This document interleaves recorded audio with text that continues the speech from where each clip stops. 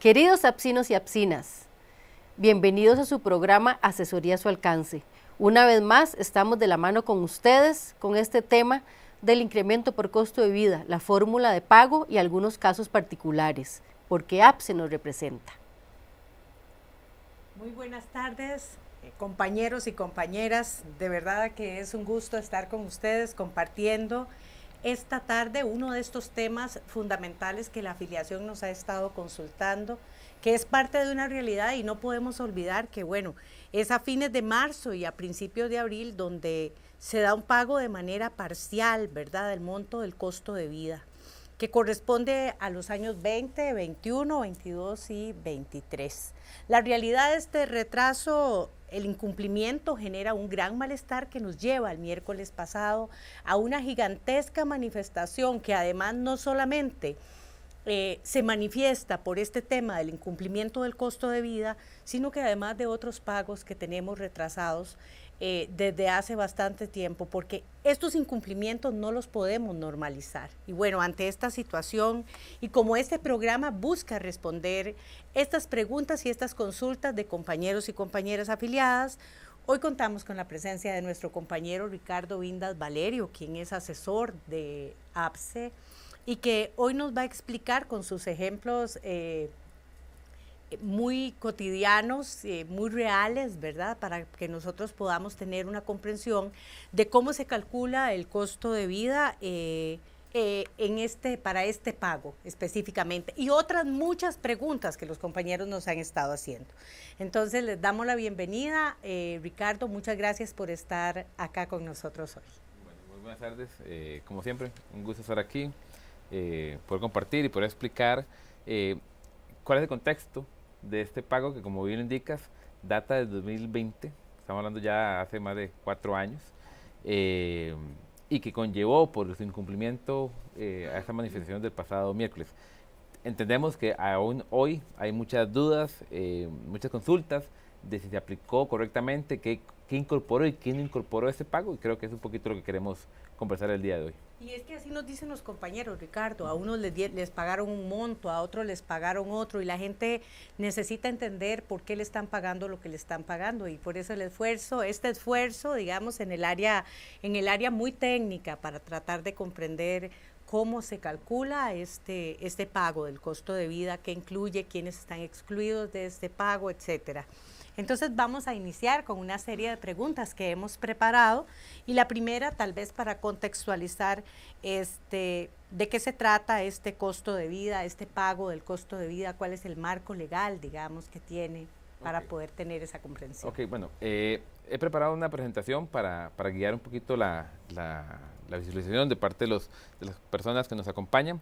Hay que remontarnos primero a finales de 2019, ¿verdad? En el seno de la Comisión Negociadora de Salarios se valoró el ajuste salarial que se aplicaría para el periodo 2020, ¿verdad?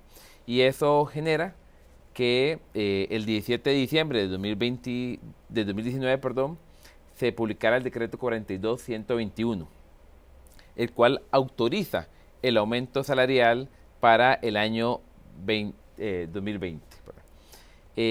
Ese decreto permite que en enero se publique la resolución de G003-2020 de la Dirección General de Servicio Civil, que es precisamente la que consolida los términos del aumento aprobado en el seno de la Comisión Negociadora de Salarios.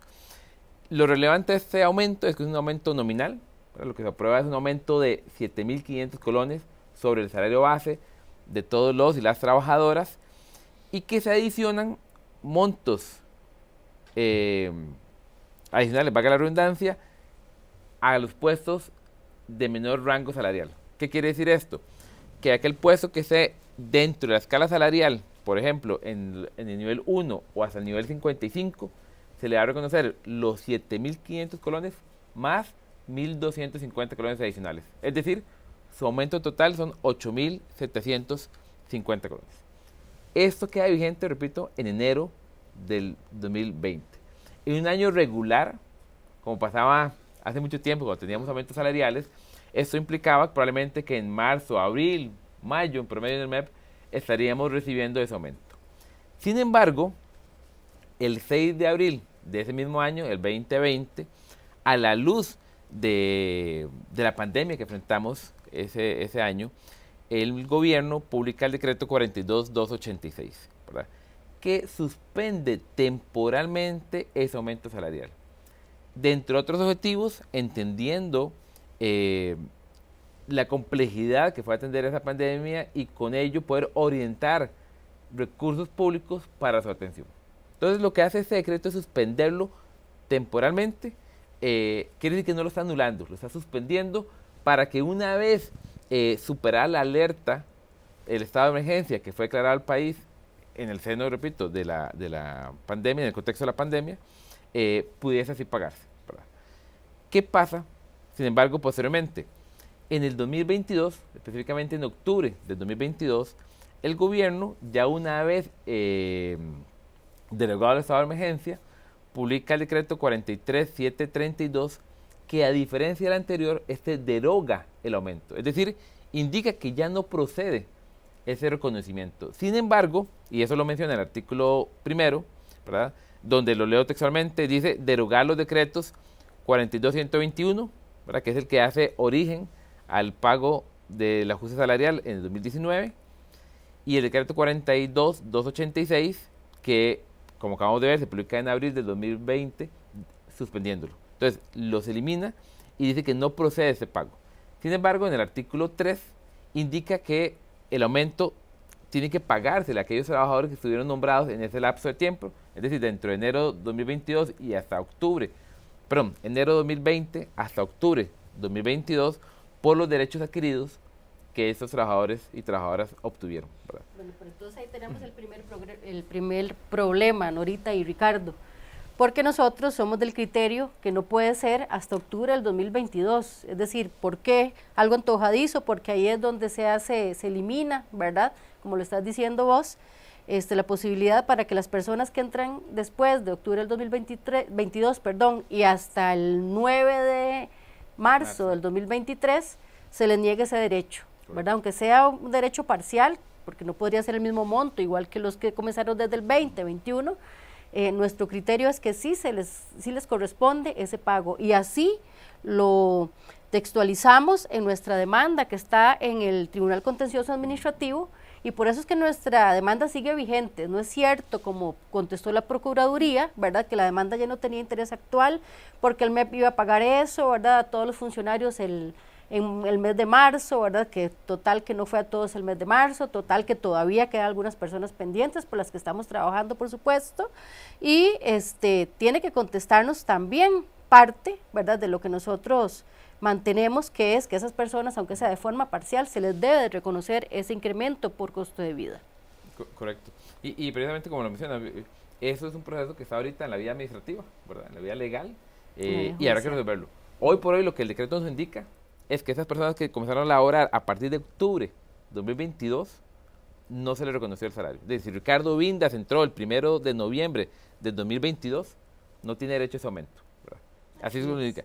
Y también el artículo 5 de ese mismo decreto incorpora otro aspecto importante, que señala que para las personas que se han jubilado en ese lapso, por ejemplo, yo estaba trabajando en el año 20, en el año 21, pero me jubiló el 31 de enero del 2022, indica que para el reconocimiento de ese aumento salarial por ese lapso en el cual tuvo derecho, tendrá que hacerlo por la vía administrativa. Eso es lo que nos indica el decreto. Entonces, ese es el contexto normativo vigente al día de hoy, y sobre el cual se parametrizó el Ministerio los cálculos para su pago.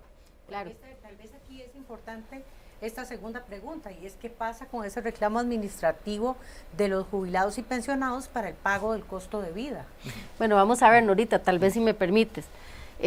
Aquí hay dos asuntos, ¿verdad? Uno, que desde el mes de enero, desde el año pasado, ¿verdad?, más bien desde el año pasado se han estado haciendo los reclamos vía resolución administrativa de las personas jubiladas y pensionadas, y desde el mes de enero hemos estado socializando más, ¿verdad?, que vengan los compañeros y hagan los reclamos. Les decimos que sigan que sigan asistiendo a hacer sus reclamos, ¿verdad? Tienen que traer la cuenta cliente, certificación cuenta cliente, que fue una de las circunstancias que varió, ¿verdad? Al principio no nos pedían la cuenta cliente, ahora sí.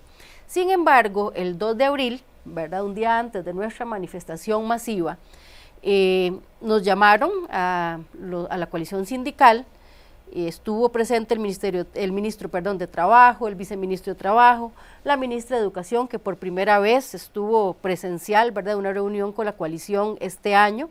Estuvo la viceministra administrativa, el viceministro de Planificación, y en esa ocasión reclamamos por el pago automático también para los jubilados y los pensionados. Para nosotros no es justo que tengan que llevar un proceso tan largo como lo son los reclamos vía resolución administrativa, que duran hasta años para resolverse, ¿verdad? Debido a eso, ellos nos manifiestan que sí, que ellos están anuentes a solicitar que se haga una modificación en ese decreto que vos mencionás, ¿verdad?, que es el 43732-MTSS-Mideplan, y lo hacen mediante un oficio DM-0488-04-2024 del 2 de abril del 2024, es decir, de ese día, ¿verdad?, en donde lo dirigen a Noguia Costa y a Laura Fernández, respectivamente el ministro de Hacienda y de Planificación Nacional, para que se modifique ese decreto específicamente en el artículo 5º, ¿verdad?, y permita que ese pago se haga también de manera automática para nuestros pensionados y jubilados, que es una población pues muy querida para la APSE, y estoy segura que para todas las organizaciones de la coalición, y que no deben de quedarse atrás. Nuestro criterio ese día fue, ¿verdad?, una de las cosas que pedíamos antes de la manifestación, porque así nos llamaron, ¿verdad?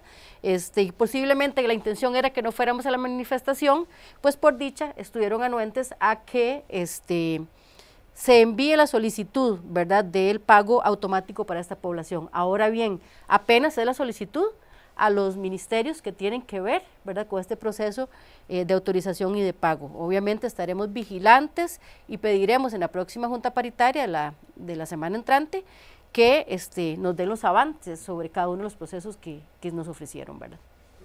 Bien, en marzo inician estos pagos parciales, luego terminan de completar una parte en el mes de abril, todavía no se han terminado de completar, y empiezan los compañeros a recibir pagos diferentes de un monto que supuestamente es nominal, y empiezan entonces los compañeros a preguntarnos cómo están calculando esto, qué es lo que estamos haciendo, cómo se hace. Y por eso, Ricardo, es que hoy te queremos preguntar cómo se calcula ese pago por el costo de vida, y que siempre nos ilustras con tus ejemplos prácticos para que nuestra afiliación pueda comprender esta fórmula, ¿verdad? Claro, bueno, ahí podemos, nuevamente apoyarnos por la presentación que traemos. ¿Qué es la primera variable que entra en juego? Bueno, ¿cuál es el aumento salarial que le corresponde a cada persona de acuerdo a la clase de puesto y al nivel salarial asociado a esa clase de puesto? Aquí podemos ver, por ejemplo, si hoy ustedes van a la página de Servicio Civil y verificamos la escala salarial, podemos ver que hay una variable que se llama escala, que ahí les ilustro, por ejemplo, tomándolo como referencia a la primera línea que tenemos en ese cuadro. El profesor de Enseñanza General Básica 1, PAU, está en la escala salarial 152. ¿Qué quiere decir esto? Que de acuerdo al aumento salarial aprobado en el 2020, a esa persona le corresponden los 7.500 colones más 1.000 colones adicionales. ¿Por qué? Porque la escala establece que aquellos puestos que están en el nivel salarial 56 y hasta el 172 se le adicionan 1.000 colones adicionales a ese incremento. Entonces, esa es la primera variable. ¿Cuál es mi nivel salarial de acuerdo a la clase de puesto que tengo vinculado? Y eso es importante, porque una de las partes o una de las consultas que han hecho recurrentemente es que yo como trabajador profesional pude haber tenido un aumento menor que el de un agente de seguridad. Y ciertamente lo que nos dice la escala es que a menor nivel salarial el incremento es levemente superior. Esa es una primera variable. Pasando a la siguiente, Firmina, lo siguiente que tomamos en cuenta o que toma en cuenta el Ministerio es la vigencia del o de los nombramientos que tuvo cada uno y cada una de las trabajadoras entre enero 2020 y hasta el 31 de diciembre de 2023. Acordémonos, y es importante recalcarlo, esa resolución administrativa que generó el Ministerio de Educación, el Ministerio de Hacienda, paga las sumas correspondientes a los periodos, al periodo no vigente, es decir, el 2020, 2021, 2022 y 2023. No así el 2024, ese se pagará por la vía ordinaria. Entonces, ¿qué es lo que hace el ministerio? ¿Qué fue lo que hizo el ministerio? Determinar todos esos nombramientos. Si yo tuve un nombramiento estable desde enero 2020 y hasta el 31 de diciembre de 2023, se me pagará todos esos meses. Pero si tuve nombramientos parciales, me calcularán el tiempo que estuve nombrado en cada uno de esos nombramientos. Posteriormente determinan cuáles de esos puestos tuvieron durante su vigencia dedicaciones exclusivas o fueron pagados vía elecciones para determinar cuántas elecciones tuvieron en cada nombramiento. Esas son las únicas dos variables que pueden incrementar o reducir ese valor nominal. Y eso es también importante explicarlo. Ricardo, perdón, esa es una de las preguntas de nuestros compañeros. Bueno, yo recibo más o recibo menos, si tengo 30 elecciones, si tengo 48, porque no había claridad en esto. Y yo creo que hoy lo estás dejando bastante claro. Para los compañeros que ganan por elección, esta es una variable que se considera en el cálculo. Correcto, y eso es también importante recalcarlo y explicarlo con detalle, porque es diferente aquel trabajador que se paga por elecciones como el docente que se paga por una plaza fija. Si yo hoy por hoy yo soy un docente que trabajo por elecciones, mi salario base, pongamos un ejemplo, 600,000 colones. Ese salario base es a 30 elecciones. Si le sumamos el aumento, 7,500 colones serían ahora un aumento, un salario base de 607,500 colones. Para determinar cuántas son 48 elecciones, vamos a dividir esos 607,500 entre 30. Ya aumentó levemente y lo multiplicamos por el número de elecciones. Evidentemente, eso nos genera que esa multiplicación sea mayor. A diferencia de un docente que trabajó en primaria como un recargo. ¿Por qué? Porque ese recargo está nominalizado por efecto de la ley de fortalecimiento de las finanzas públicas, ¿verdad? Que nominalizó todos los sobresueldos. Entonces, esas lecciones adicionales que trabaja el docente de primaria están congeladas. Se pagan al valor del 2018, por lo cual él no se ha beneficiado por trabajar más lecciones. Entonces, repito, solo se ven afectados aquel docente que trabaja por lecciones. Si trabajo más de 30 lecciones, me pagan un poco más. Si trabajé menos de 30 lecciones, me pagan un poquito menos. Y aquellos, como los puestos de directores, que tienen dedicación exclusiva, que es el único sobresueldo que hoy por hoy se pondera con respecto al salario base vigente. Entonces, al incrementar mi salario base, de esos 7,500 colones, la dedicación exclusiva también crece. Entonces, son las únicas dos variables, ¿verdad?, que se contempla. No afecta anualidades, carrera profesional, ampliación de la jornada laboral, recargo, incentivo didáctico o incentivo a la docencia, como lo llamamos. Ninguno de esos se contempla. Todos están nominalizados al valor del 2018. Hay algo que es importante, porque hay compañeros que dicen, ay, es que fulanito le vino más que a mí o le vino menos, ¿verdad? Yo siempre, ¿verdad?, desde que comenzamos en estos caminos, ¿verdad?, hace como 20 años aproximadamente, siempre les digo, no comparemos los salarios, no comparemos lo que nos llegan. ¿Por qué? Por el asunto de los rebajos, ¿verdad? Independientemente, bueno, además de que hay muchas particularidades, ¿verdad? En este caso ya vimos que no afecta anualidades ni nada por el estilo, ¿verdad? Pero por ser montos nominales o montos fijos, ¿verdad?, los del incremento, sí tenemos que tener en cuenta que hay rebajos de ley y hay rebajos propios de cada uno de los trabajadores. Entonces no va a ser los mismos rebajos los que tienen ahorita que los que tengo yo. Recordemos que esto es salario, ¿verdad? El salario, se nos hacen todos los rebajos que están establecidos y que nosotros autorizamos también para hacerlo. Entonces puede ser que Norita tenga dos asuntos, ¿verdad?, dos cooperativas por ahí, por ejemplo, en las que está afiliada, ¿verdad? Yo no, ¿verdad? Entonces ya ahí va a ser una diferencia. Entonces nunca es conveniente como hacer esas comparaciones, ¿verdad? Correcto, correcto.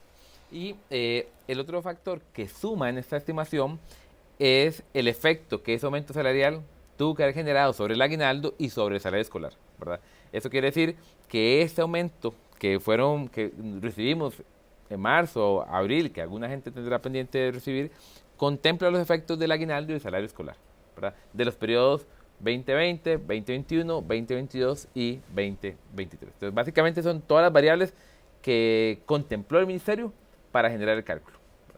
Muy bien, creo que queda muy, muy claro esa fórmula de cálculo del pago del costo de vida. Y la siguiente pregunta era esa, ¿verdad?, que si se incluye el aguinaldo y el salario escolar, pues efectivamente acabas de respondernos que sí fue incluido este tema ahí. Hay algo muy importante y es que ahora, bueno, tenemos la gente de salario compuesto y la gente de salario global y también nuestros compañeros necesitan pues saber que esto se da de una manera diferente.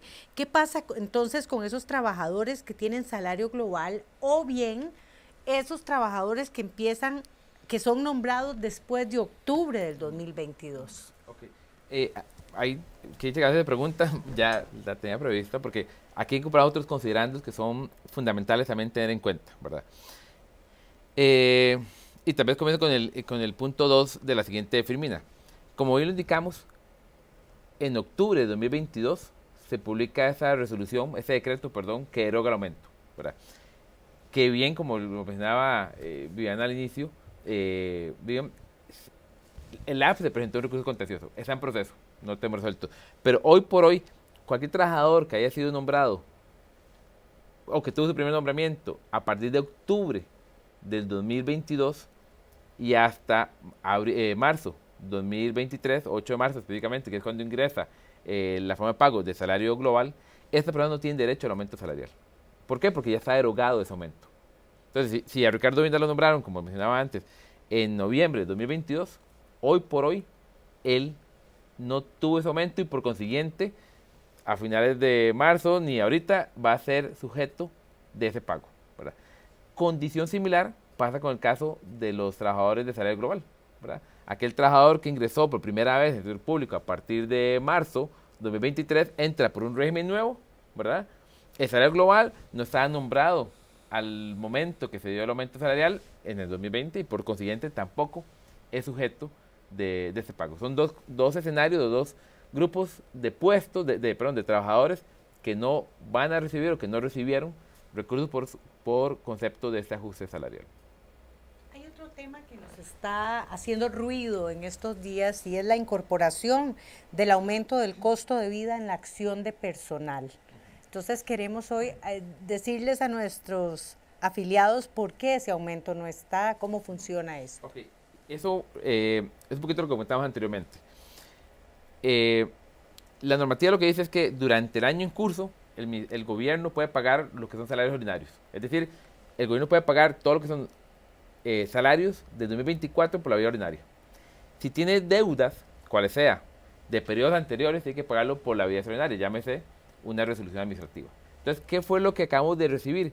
La resolución administrativa de esos pagos por aumento salarial que no aplicaron en el 2020 y hasta el 2023. ¿Verdad? Ahora, ¿qué pasa?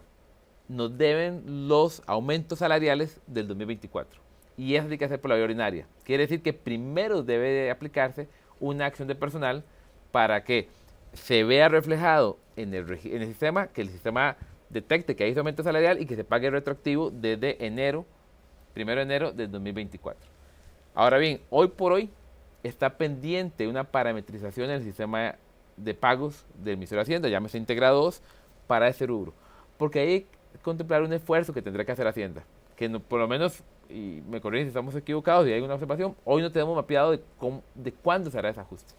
¿A qué nos referimos a parametrizar esto? Dado que la norma derogó el ajuste salarial en octubre de 2022, ahora van a existir salarios diferenciados, ¿verdad? Si Ricardo entró a trabajar en el 2020, él va a tener un salario como profesional de enseñanza media, va a tener un salario que contempla un incremento, un salario base que contempla 7.500 colones adicionales. Pero José, que entró en noviembre de 2022 con salario compuesto, en esa misma clase de puesto, como profesor de enseñanza media, no tendrá ese aumento. Entonces, el sistema tiene que reconocer dos salarios bases diferentes para el mismo puesto. Entonces, eso tiene que parametrizar el sistema y hasta que eso no esté, no se generará la acción de personal ni se remunerará lo correspondiente al periodo 2024. Ahorita. Y Ricardo, bueno, recordemos que esto fue uno de los, ¿verdad? Fue y es uno de los ejes de lucha de la manifestación pasada, ¿verdad? De hoy, hace 8 días, del 3 de abril, precisamente porque nos enteramos que no estaba todavía en las acciones de personal, ¿verdad? Eso tal vez no se tocaba ahí en la Junta Paritaria, ellos no nos manifestaban nada sobre eso, hasta que nos percatamos y decimos, bueno, y el 2024 ya debería de estar entonces en la acción de personal, porque es un nuevo salario y obviamente si se incrementó a partir del 2020, pues tenemos que tenerlo ajustado porque no se ha hecho en ningún otro momento. ¿Cuál es la sorpresa? Que no está. Y obviamente ese 2 de abril, antes de esa manifestación, lo planteamos y tuvimos la impresión de que la viceministra administrativa, la señora ministra, no sabía como de lo que estábamos hablando. Por dicha, sí, los personeros de recursos humanos, de gestión del talento humano que se llama ahora, pues que indicaron que ya se estaba comenzando a parametrizar el sistema. Pero es algo, ¿verdad?, que parte de lo que hablamos, ¿verdad? No puede ser posible que sigamos normalizando la situación del retraso. Ya vamos por abril, mes 4, quiere decir que ya hay una deuda de enero a abril, en el 2024 también, inclusive para las personas que sí les cancelaron de forma correcta este incremento, ¿verdad?, en los días pasados. Y pues por otra parte, pues para nosotros es de muy mal gusto, ¿verdad?, tener que seguir señalándolo, pero tenemos que hacerlo cada vez que corresponda.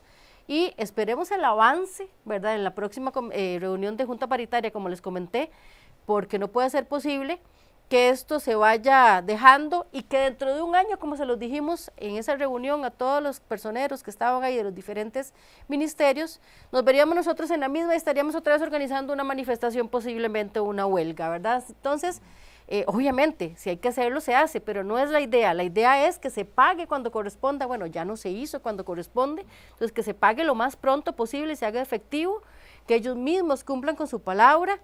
Entendemos lo que dice la señora ministra, que esas ya es parte de Hacienda también. Bueno, no nos importa cuáles son las autoridades, ¿verdad? Con todo respeto, lo que queremos es que las autoridades correspondientes, sea cuales sean, se tomen la tarea, ¿verdad?, de tomarse en serio las cosas que corresponden, así como a nosotros nos exigen que todo sea de forma puntual, eficaz y eficiente. Y es que lo dijiste muy bien, Vivian, y lo has estado repitiendo como parte del discurso de esta manifestación y como una llamada a la conciencia, y es que no podemos seguir normalizando que los trabajadores del sector educación tengan o se les adeude en su salario dineros importantes que lleguen a ser tan significativos para nosotros. Entonces, esta normalización tenemos que evitarla, tenemos que denunciarla y tenemos que tener la conciencia de que eso no debe ser así.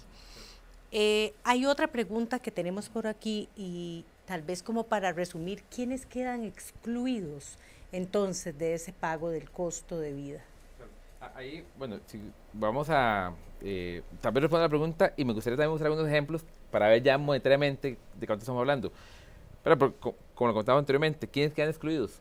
Todo aquel trabajador que haya sido nombrado por primera vez a partir de octubre, del 11 de octubre de 2022 y hasta el 8 de marzo de 2023, que es el periodo en el cual se deroga el aumento salarial y entra en vigencia el salario global. Esos trabajadores no son sujetos. Y aquel trabajador que ingresó después del 8 de marzo de 2023, por cuanto es remunerado por salario global, y ya no le corresponde 10 de marzo, y ya no le corresponde ese aumento, ¿verdad? Ahora bien, me gustaría tal vez, y para cerrar un poquito la discusión, poner ese valor numérico y ver esos casos que explican, a partir de todos esos considerandos que contempló el Ministerio de Hacienda y el Ministerio de Educación para hacer los cálculos y que puedan dar una referencia al trabajador y a las trabajadoras de cuántos aproximadamente los montos que pudieron haber recibido, ¿verdad?, por ese aumento. Les traje 3 ejemplos. Uno primero de título primero, ya lo vamos a ver en la pantalla. Este es un caso de una oficina de servicio civil 2. De acuerdo a la escala salarial que ostenta ese puesto, el aumento salarial que le corresponde son 8.500 colones. Su salario base en 2019 era de 330.000 colones y por el aumento salarial aprobado en 2020, el salario base sería ahora de 338.500 colones. Esos 8.500 que les menciono. Y estoy subiendo aquí un nombramiento estable. Tuvo un nombramiento desde enero, 1 de enero de 2020 y vigente el día de hoy. Sin embargo, como hablamos hace poco, el 2024 no se paga por una vía extraordinaria, sino que se pagaría por la vía ordinaria. Por consiguiente, ese cálculo se hizo o se hace hasta el 31 de diciembre del 2023, ¿verdad? Estamos hablando de 48 meses. Esto conlleva que el aumento por concepto de salario son 408.000 colones. Aumento bruto, importante, aumento bruto. A eso hay que sumarle el proporcional del aguinaldo, que son aproximadamente 34.000 colones, y el del salario escolar de 33.986 colones aproximadamente.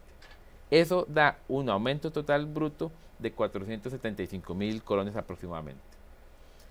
No quiere decir que eso fue lo que le llegó al trabajador o a la trabajadora, porque hay que hacerle las deducciones, que como bien lo mencionaba Vivian, son diversas, ¿verdad? Estamos hablando que en promedio los trabajadores del sector educación se les baja entre un 19 y un 20%, entre la Junta de Pensiones, la Caja de Ande, la Caja de Costarricense de Seguro Social, etc.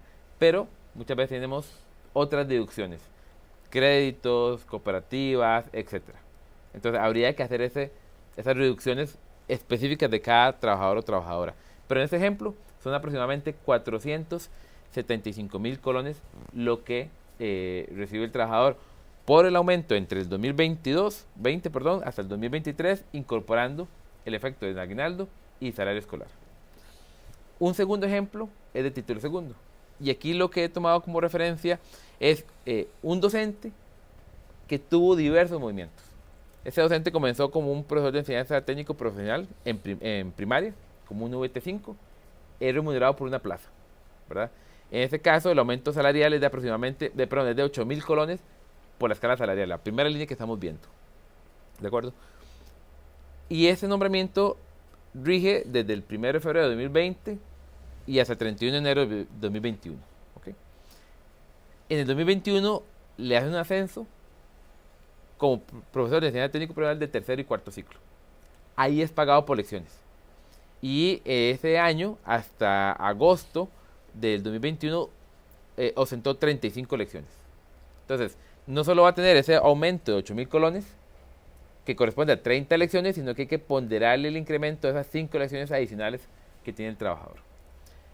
Y resulta que a partir de septiembre de 2021, el año de clase de puesto, le aumentan 5 lecciones adicionales. Entonces eso también genera un aumento adicional en el trabajador. Él ostentó este nombramiento hasta el 15 de mayo de 2022. Y a partir del día siguiente, 16 de mayo de 2022, es nombrado como director del Colegio Técnico Profesional 1. ¿Verdad? Ya aquí no se pondera por lecciones, sino que tiene derecho a un porcentaje por concepto de dedicación exclusiva, que es otro factor que incrementa el cálculo total. Considerando todos esos movimientos y calculados hasta el 31 de diciembre del 2023, este trabajador tiene derecho a 437.000 colones aproximadamente por concepto de aumento de su salario, a lo cual hay que incorporarle los proporcionales por concepto de aguinaldo y salario escolar, generando un incremento total bruto de 507.000 colones. Repito, y solo para aclararlo, monto total bruto. Ese fue el incremento, hay que hacer todas las deducciones correspondientes, sin deducciones. Eso era lo que hablábamos, ¿verdad? Hay un monto, hay un cálculo, pero tenemos que considerar que cada uno de los trabajadores tiene deducciones diferentes y por lo tanto, como Vivian nos decía, al principio no podemos hacer comparaciones de yo recibí tanto, vos recibiste tanto, está mal pago el mío. Son personales. Son absolutamente personales. Aquí, exacto. Igual en los diferentes departamentos, siempre lo hemos dicho, iguales en pensiones. Cada uno tiene su historia laboral y es diferente. Tenemos que analizarlo de forma individual. Y ese es un ejemplo de ello, ¿verdad? Porque estamos viendo un trabajador que tuvo 4 nombramientos en ese lapso de tiempo, uno en plaza, en otro con lecciones, con más y menos lecciones, con dedicación exclusiva, y todos son factores que suman para el salario bruto. Y adicional a esto, hay que contemplar las deducciones específicas de ese trabajador, lo cual van a reducir, obviamente, el monto total que estamos aquí reflejando, ¿verdad? Y tal vez concluyo con un ejemplo comparativo que también hemos visto mucho entre primaria y secundaria, que es algo que existe y que hay que reconocerlo.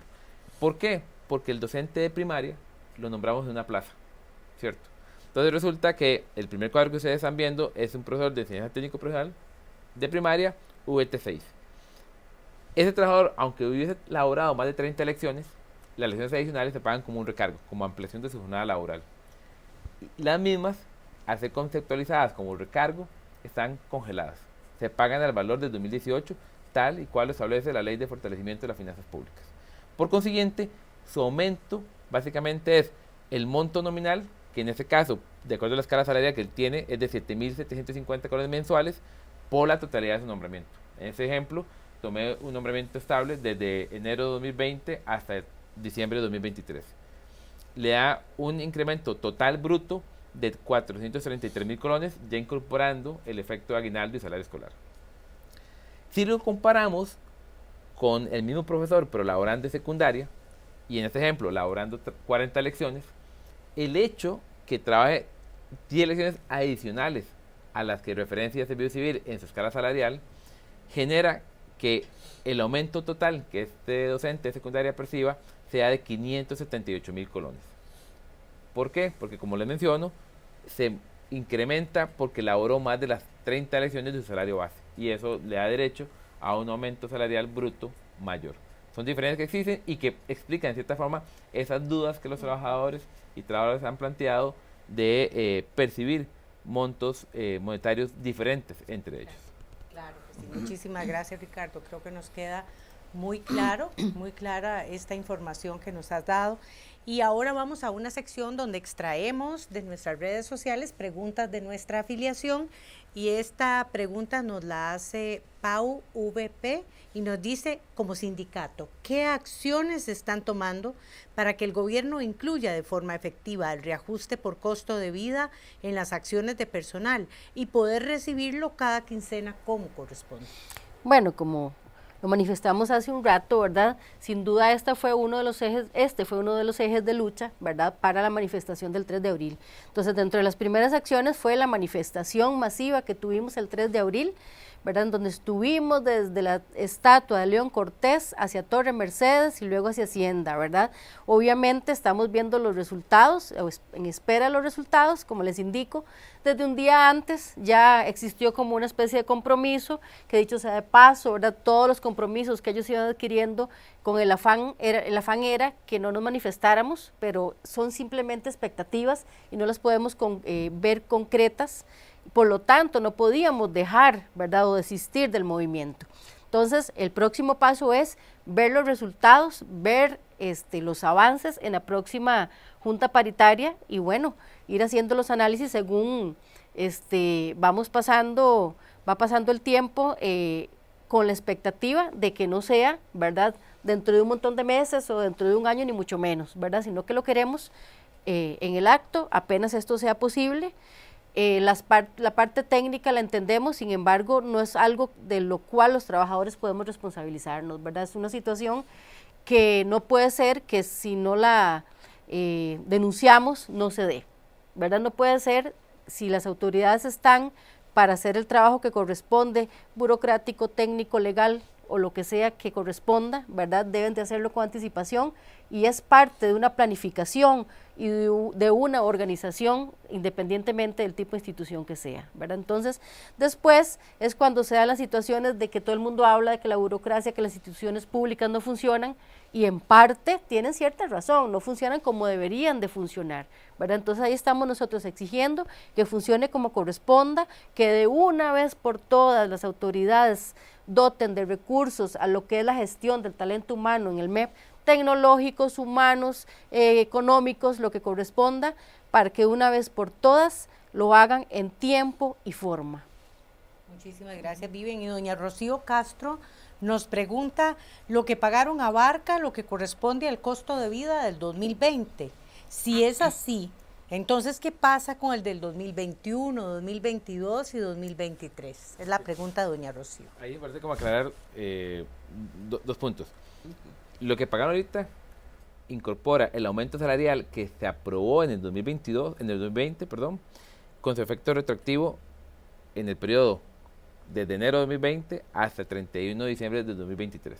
Es decir, esos 7.500 colones que se aprobaron, que no me pagaron en 2020, 21, 22, 23, es lo que nos acaban de pagar, ¿verdad? Cosa diferente es si están pidiendo los aumentos salariales del 2021, del 2022 y del 2023, es decir, nuevos aumentos salariales, porque esos no existen. Acordémonos que la Ley de Fortalecimiento de las Finanzas Públicas establece unas reglas presupuestarias que indican que cuando el déficit, el nivel de deuda, supera el 60% del Producto Interno Bruto, no hay aumentos salariales. Correcto. Y de hecho, en este lapso de tiempo no han habido aumentos salariales y no lo habrán hasta tanto no se disminuya ese nivel de deuda. Entonces, recapitulando, lo que se pagó ahorita es el aumento de 2020, ¿verdad? Que no se remuneró en ese lapso de tiempo, 2020 hasta 2023. Y no hay aumentos adicionales correspondientes a nuevas revaloraciones de los periodos 2021, 2022 o 2023. Correcto.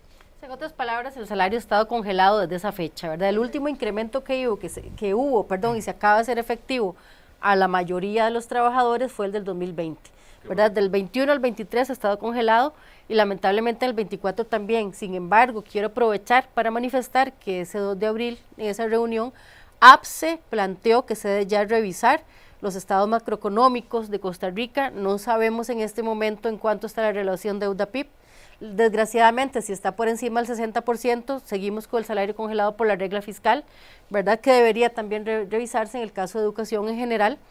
Y sin embargo, queremos obtener una respuesta, ¿verdad? Esto sería con respecto al primer semestre y estaremos vigilantes que apenas se dé la ventanita, ¿verdad? Y haya una reducción en esta relación de deuda-PIB, pues se pague lo que corresponda. Así lo planteamos al ministro de Trabajo, solicitamos que se reuniera la comisión negociadora de salarios del sector público, que dicho sea de paso es de parte de esa instancia de donde sale el incremento que se acaba de pagar y que de forma unilateral el Ejecutivo lo corta a octubre del 2023, ¿verdad? Por eso es que no estamos de acuerdo, pero se debe de activar nuevamente esta comisión para hacer las revisiones. Ojalá que los datos no sean manipulados económicamente hablando por las diferentes instancias gubernamentales, pues obviamente nuestros salarios tienen que estar con relación a lo que es la inflación, a lo que son las necesidades básicas de los trabajadores en general, no solamente la educación, ¿verdad? Y tenemos una última pregunta de don Olger Jaén, que es parte de esas particularidades de cada uno de los trabajadores, y dice, ¿qué pasa si se estuvo incapacitado parte del 2020 y 2021? ¿El pago se ve afectado? Es una buena pregunta, y bueno, aquí hay de esas diferenciaciones odiosas, como muchas veces lo hemos comentado. Desconocemos si él es de título primero o título segundo, pero hoy por hoy la norma establece que para título segundo las incapacidades no se consideran subsidios, sino parte del salario regular, ¿verdad? Por lo cual lo que recibamos, que es el salario completo en su totalidad, aplican para el cálculo de aguinaldo, salario escolar, etcétera, y no aplica rebajos de ese periodo en el cual yo estoy incapacitado. Quiere decir que si doy título segundo y estoy incapacitado, eso no afecta los cálculos que realizó el Ministerio de Educación Pública y el Ministerio de Hacienda, a diferencia del título segundo, que título primero, perdón, donde sí se contempla como una incapacidad, no como un subsidio, por lo tanto no se concibe como salario, y eso afecta, hoy por hoy afecta, si yo me incapacito, no me calcula para aguinaldo o para salario escolar, y obviamente en estos cálculos, todos esos lapsos que un trabajador de título primero estuvo incapacitado, no se sumaron para términos de revaloración, aguinaldo o salario escolar.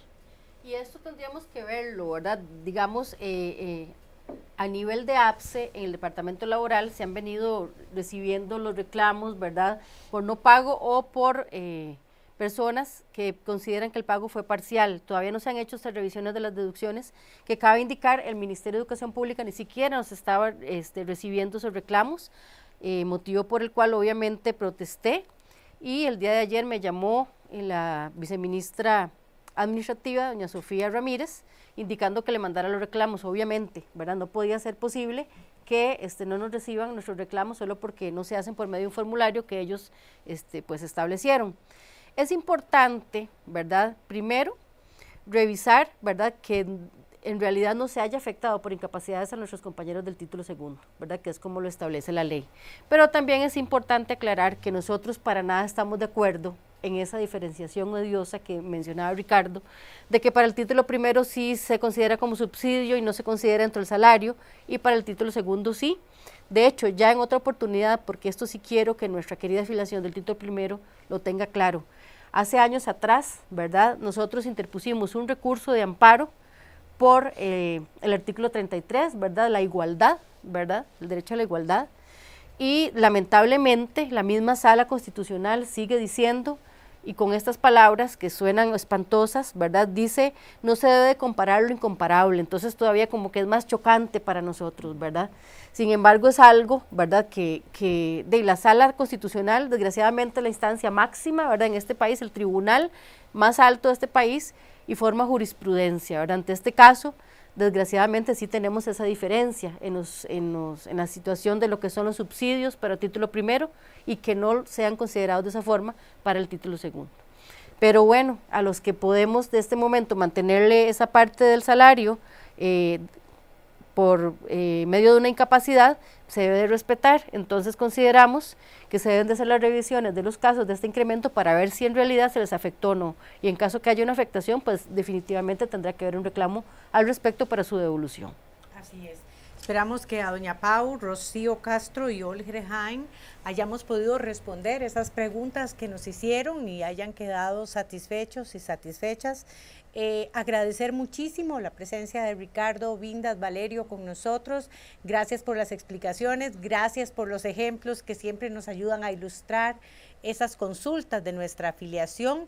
Y bueno, vamos ahora a nuestra sección Agenda a su alcance.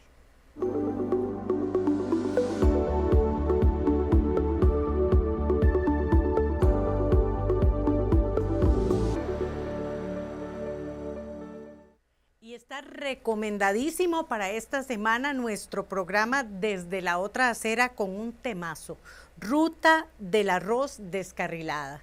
Analizaremos las principales consecuencias de la ruta del arroz a la luz de la reciente suspensión del decreto que reduce los aranceles para la importación.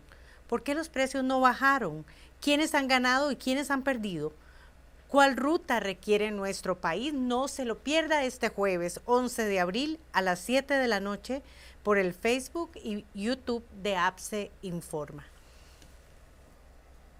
Bueno, hemos llegado al final, Vivian, de este programa. Agradecer muchísimo la presencia, entonces, adelante. Muchísimas gracias a nuestros afiliados. No se pierdan los programas semana a semana. Recordemos que hay un programa de asesoría y hay un programa que tiene que ver con política nacional. Son dos programas diferentes que no nos debemos de perder porque a todos nos compete. Muchas gracias, afiliados y afiliadas. APSE nos representa.